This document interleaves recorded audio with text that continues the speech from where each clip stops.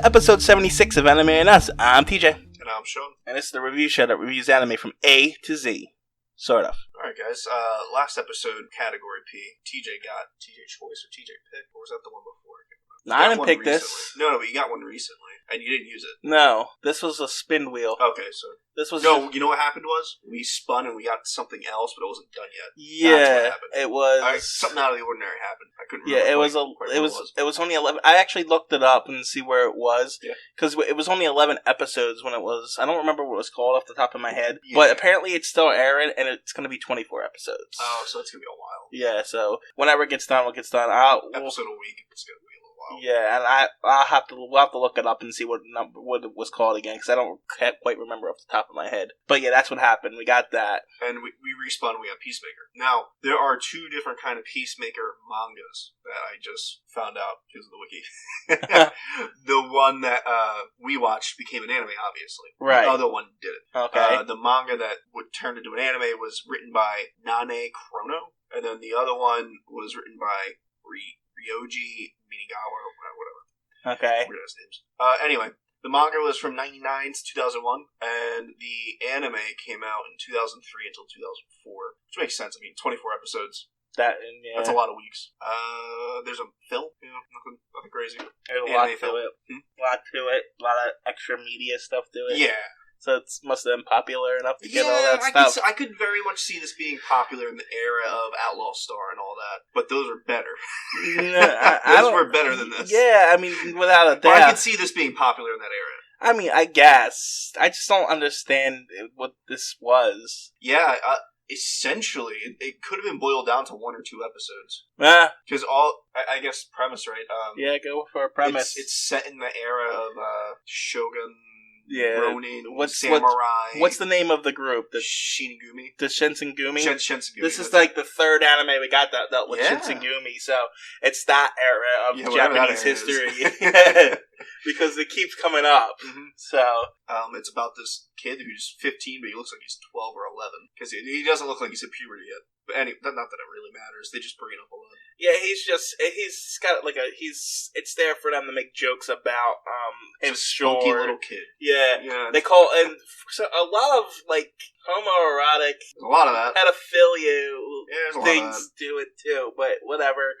That's Japanese culture or whatever. I don't know. For whatever reason. But his father or mother and father are killed by a rogue samurai type dude. There's a fire and he kills him. Yeah, I guess. But I don't think we ever found out who actually killed him, because they implied that the guy he killed at the end was the guy. Yeah. But then they imply later on that he might not have been. Well, he might have been the guy that physically did it, but why would he just do that? You know what I mean? I took that as, like, there's someone behind it. I took it as this could have just been a replacement guy and was someone else altogether. So, by the way, the manga is still being written. It's not done. Oh. So, that's something. It's a good thing I don't read manga.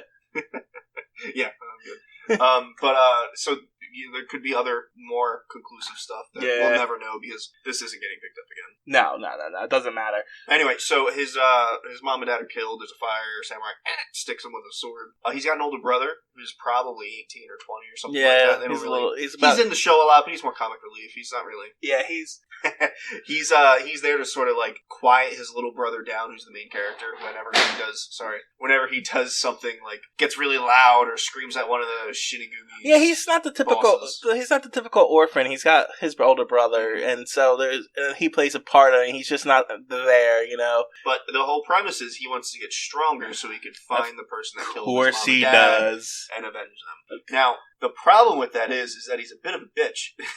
And he doesn't want to kill people. No, the problem with that is this show could take place without him even being a character in it. Yeah. Because there's a lot. This show spins its wheels with him for like the whole series, and 4 or 5 episodes focus on the Shinsengumi, and he's not relevant. And he's not relevant in all of it. I mean, the character development's all his, but like he goes through moments of like sadness and fear and paralyzation during things. But the main story is about the Shinsengumi, and they're fighting this other faction who's trying to take over the city because they were being persecuted against, and that happens like three episodes out of the thing, and then they spin their wheels for it was complete fluff and bullshit to the last like 5 or 6 episodes maybe. And then they for some reason they go super dark out of nowhere. Oh yeah, I wasn't expecting that. Yeah, like there's like 6 episodes in a row where they're just fluff, fluff, fluff, fluff, and then out of nowhere decapitations, fluff, fluff, fluff. There's a woman spy sleeping with spying and sleeping with her with the enemy, and then they find out and they beat her to death and leave her in the freaking street. They imply that they're raping her. It's like men, you could do with her as you wish. Yeah, and it was supposed to be this big emotional deal and everything, and you guys did not earn that at all. Yeah, they tried to make it this big emotional thing for you, the viewer, but they didn't build up to it. One, they didn't earn it, and 2, it was just like it felt wrong not because of like the thing. It's just like you put a female spy in there just to do it. It felt gratuitous to me, for just to get that reaction. Mm-hmm. And it was just a lot of it was it felt a bit insulting at times. Most of the time. So I'm not like so. You feel insulted when it's spinning in your wheels but that's common anime tropes. But this one felt like I'm putting in here to manipulate your emotions. You're gonna see this woman get beat to death for no other reason just because I want to invoke that emotion. Mm. And it felt gratuitous and unnecessary. And it was like you could have had any other thing there. You didn't have to have the only moment where you have pretty much a nude woman in here and then her captured and beat to death because all of a sudden you decide you want to go dark in the series, on a series where and then it lightens up where you spend 4 episodes with a crying kid. I want to get stronger and fight and having them wash clothes and stuff. By the way, for the entire show, he's not allowed to train. He sort of forces his way into training a little bit here and there, like very, very sparingly. But then for this entire show, no training, right? And then, bam, he faces his accuser, and he's got swords, and I get the guy that killed his parents is like all injured and stuff, so he's not fighting at full capacity. He doesn't have his own sword on him at the moment, but like he still beats him.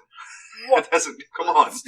It was implied that he's always sneaking away and training and stuff. A little bit. So, I mean, I get that point, but your point is also valid. For him training without someone actually teaching him is just swinging a stick. No, they kind of actually training. Every time they show him training, he is sparring with one of the other enemies. They show that a couple times. He sort of forces his way into it. Yeah, so, I mean, they do imply that it happened there, but they don't show anything unless it's super dark and unnecessary. And I don't know.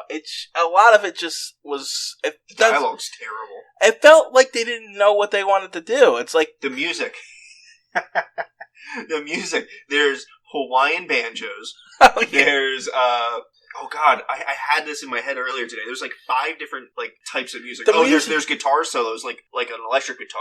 There's old dated Japanese like music. I don't even know how to describe it, but it's like you're taking drumsticks and hitting a piece of wood, pretty much. Right. The music is very strange and placed in the weirdest spots. Weirdest spots. It's like, why are you playing this music at this time? Mm-hmm.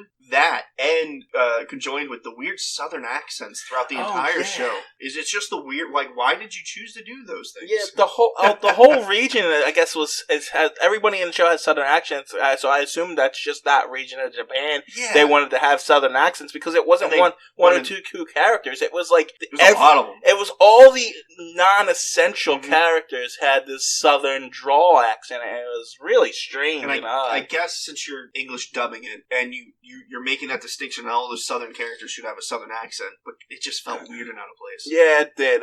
The show felt weird and out of place. It didn't make much sense because it didn't feel like they knew what they wanted to do. Because it was like that. We got a story about the Shinsengumi we want to do. Shit, it's only 5 episodes. How can we add something else in there? We only have 5. Let's stretch it out. We only have 5 episodes. We can spend the next 20 episodes just about this kid and, doing nothing. Yeah, he had next to no character progression until the very end. I mean... It's just, I want to get stronger. Yeah, I mean, he had a little girlfriend who doesn't speak, who worked as an assistant to a prostitute. That's how she talks. Like 2 times she doesn't. Yeah. Well, and she's an orphan too, but she works as an assistant for a prostitute. So she's in a whorehouse, and essentially, and they even imply when she comes of age and someone takes a shine to her, she's going to be doing this. So that goes super dark there, super unnecessary too. It's like, what are you doing? Which, I mean, I guess back then that happens. Right. It doesn't fit into the tone of the show that they were making. No, not at all. That's my point. You can't go period accuracy if you're not going to have period accuracy for the whole thing. Yeah. And for some reason, they just went back and forth. It was like they had two different writers. Mm-hmm. So, yeah, it was really weird. Yeah. It's just bad. It's not good. It's okay to watch. I mean, it wasn't... As long as I was doing something else, I could watch it. Yeah, but it was super long. So long. That's like a common complaint from us. Yeah. Too long. You know Cut it in half. You know what? 12 is like the sweet spot for most. Before we started this podcast, I used to like the longer animes. Like, I wanted more story and stuff like that. When I was watching one every... I think the issue is when you get a really good 12 episode, you're like, I wish there was more. Right. But, like, even like something like Cowboy Bebop or something, which is 24 episodes, so you're like... But I'm watching one anime, every year or something like that at that point, and it's like, I want more. But when you're watching anime after anime and after anime... Essentially, we watch one every week, sometimes less. And you realize what you want... That 12 is really the really good sweet spot of it. And if you're good and you got great writers, you can make it 24. Yeah, but that's few and far between. If you don't have it, you shouldn't do it. Yeah, and you're ruining it. Yeah, you're boring your audience, and you lose points because there was literally at least 10 episodes who were just filler. Yeah, it was just crap. That's what I was saying right at the beginning of this. I was like, his entire story could have been done in 1 or 2 episodes, right? Because it's nothing until the end, and then bam, he's fighting the guy.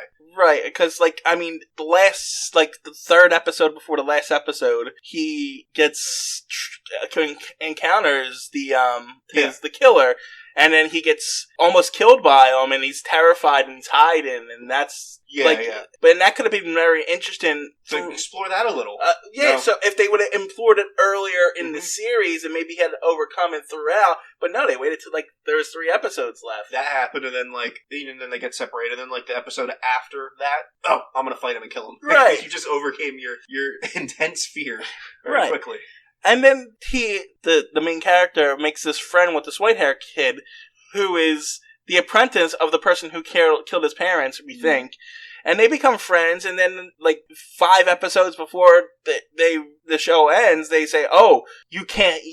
You have to kill him." And and that ends really cut all ties with him. Yeah, that ends really sadly too because he really likes his master, and his master gets decapitated at the end. And the last thing we see of him is him cradling the decapitated head of his master, wander away into an alley. The last scene is him holding a decapitated head. The very last scene of the show, holding the decapitated head. That was crying. Oh, that's interesting. And then the show's over. And it's the second you think something's interesting, show's over. It's okay. I mean, clearly they thought they were going to have more show. Or a second season. Yeah. That didn't get picked up. No. Maybe the film explores more. It's more of a sequel, not the same thing over again. Possibly, but the way they ended it, unless they knew they were getting a movie. Yeah. Unless they absolutely... Oh, no, I definitely think they thought they were getting another show. So, yeah. Because this was definitely set up to have more. Uh-huh. And it wouldn't have been worth more because they could have done everything they wanted to do in the first season because they wasted so much time. Yes. Those 10 or so episodes you were talking about would have been perfect for the conclusion. Right. And, every time we get one of these Shinsengumi ones, the Shinsengumi consists of, 10 samurai characters. That are important. And obviously a bunch of others that are just irrelevant. Right. But there's always 10 of them, and each and every one of them have personalities. Yeah. But they all have similar personality stereotypes. Tropes from each series to the next. Mm-hmm. Except in those other ones, which are usually visual novel ones and stuff, it's focused on the Shinsengumi characters with the backdrop of a female character or something like that. And this one, they're there and they have those personalities and they're interesting, but they're in the background. Yeah. And I just hit the mic. It's hard. But and it's all fluff. Yeah. It doesn't seem to be all that core and it's important. Just like I said, it feels like there's too many different writers going on, and it's. What about the spy woman that died that worked for the Shinsengumi? What about her brother? the transvestite. Well, he's not a transvestite. Well, no. I mean, what is he? He's a spy. No, but he dresses up as his sister. He dresses up. His sister actually made him dress up as her to teach him how to become a spy. That's part of his training. So his goal was to act, because they look alike. He was supposed to be her and to be a different person. So he's not really a transvestite as much as it was training for him to be a spy. And he was pretty incompetent in the beginning of the series. Yeah. And pretty incompetent later on too, but he did some stuff. But later on, they portrayed him as this badass too. And then there was these three. The blonde spy. Yeah, there was these three other spies that countered him because that was a whole subplot. And there's magic. You didn't even get to that. It's like the magic is just so thrown away, though. Well, so that's what I was going to get to. Like these three spies are countering this spy, and then halfway through the first season, through the series, two of the spies just disappear. Oh, this is falling apart. We're gone. And then the one blonde stays into the end, but they literally have maybe a total of 10 minutes of screen time throughout the whole thing, and this is a subplot. And then, like you said, there's magic, which seems like and there's this former emperor dude who seems like he's going to be a big bad who shows up periodically through, and he's just killed in one episode out of nowhere, and the magic guy disappears out of nowhere, and he turns into a cat and stuff. It's just so many, and some of the dialogue is like, oh, you're cornered now, you can't get away, and then 2 seconds later he gets away. Oh, he got away. Yeah. Like, what is happening? Yeah, it was so random. Now that we said that, I'm thinking about it. Maybe it was 4 different writers because it seemed like there's 4 different stories going on. None of them melded together at all. Yeah, like we don't know what the spies' objectives were. No, who they were working for. Yeah. I mean, we kind of knew who they were working for, but not really either. It was like, what the hell is going on with this show? It made no sense whatsoever. At all. No. It's a mess. It's definitely a mess. That's being kind to it, a mess. I don't know. It's hard to like, there's no cohesion to it, so it's hard to explain it, like, coherently from, like, a beginning to end. Like, we always jump around. But specifically, that's what we're jumping around. But we're really jumping around because it's like, where do we even start? We could start here at this thread. The premise was just the kid trying to get stronger, but doesn't actually get stronger, and then fights at the end. Right. And that's the show, and then all this other crap sprinkled throughout it. It's like randomly. All right, we want magic, throw it in this spot here. We want spy, throw it over here. Here, we're gonna be dark over here, here, and here. It's like, okay, I don't know. Yeah, not for me. Would not watch it again. Don't recommend you watching it. You want to score it? I'm gonna need a minute to think about this one. Well, alright, I'll give you a minute. There's a scene towards the end with the male spy that dresses as a woman, and he's fighting the blonde enemy spy, and they're on a rooftop, and they sort of exchange blows real quick. And she goes, you didn't attack any of my vital spots or something like that. No. He punched her in the face, and she says, you didn't hold back. Oh, that. And then she threw a knife at him, and he said, you didn't even aim for any of my vital spots. Yeah, and then she, like, spits out a tooth. Yeah. She's like, you don't hold back against women. What was your point to it? I don't remember, but it's bad. It wasn't good. And like, you sort of start to pick up interest for that female spy, and then nothing. Well, that was the last scene with her. Yeah. That was it. She disappears afterwards. All right. I'm thinking 3. That's what I was leaning towards, a 3. Because 3. It's not middle of the road. It's not close to middle of the road. No, but it's not the worst thing I've ever watched either. Yeah. Like, I just finished editing Restaurant from Another World. And what did we give that? It won. It was, because it was... Zero story. Zero story, yeah. It was like, this had the problem of... tried to do story. This one bunch of different stories. Had a bunch of different stories. That one had 0. And I think, and I said in that review, it was probably the worst anime we've ever seen because of the lack of story in that show. No. So, it wasn't that bad, but it wasn't good. It wasn't a 4 good. It was like, it was middle of the road bad, which is like that. Yeah, that's exactly what it is. Middle of the road bad. 3. Alright, guys. Before... what were the other ones for P? So... No. P. Yeah, no, this is P. This is Peacemaker. Yeah. So, it's Please Teacher and Princess 9. The baseball girl one. Oh, God. So, honestly, I already know what my order is. It's been so long since I watched them. So, mine actually is Princess 9. I don't remember them all that much. Princess 9, then Please Teacher. Because Police Teacher was the... I think I'd have to go Princess 9, Police Teacher this. I don't want to watch this again. Yeah, but Police Teacher was only 12 episodes. Yeah, but it was really... I can rewatch 12 again. Yeah, but it was really, really, really bad. It was the alien teacher, and it was really, really hard to watch. Yeah, I remember. Oh, like she was moving and she had like delivery. Yeah, it was weird. It was really... I'm going to stick with that. 9, that, and then this. This one had some moments in it that I liked, but Princess 9 was I kind of actually liked that one. Yeah, it was this. Yeah, it was an average anime. So this average seems to be the better than nothing. God damn it, yeah. And next episode, Reigning Champ. Next episode is our staple, our only thing that we do every Q as we go into the 3rd season of Queen's Blade. 3rd season. Here we go. It's gonna be hilarity ensues. I want to see if they go even. My kids are home from school because we're in the middle of a pandemic right now for coronavirus. I'm gonna have to send them upstairs every time I want to watch an episode. I can't be around for that. Yeah, no. I wonder how far they're gonna go because the 1st season was pretty out there, but they went even further in the 2nd season. Mm-hmm. And by this point, if they got a 3rd season, obviously they're popular. Yeah, people are watching it. So there's more than that. There's like OVAs, and specials. We have enough for 4 seasons, and we're on our 3rd. So yeah, it's crazy. It'll be interesting. All right, guys. Yeah. Next episode, Queen's Blade. Season 3. Talk to you later. Bye.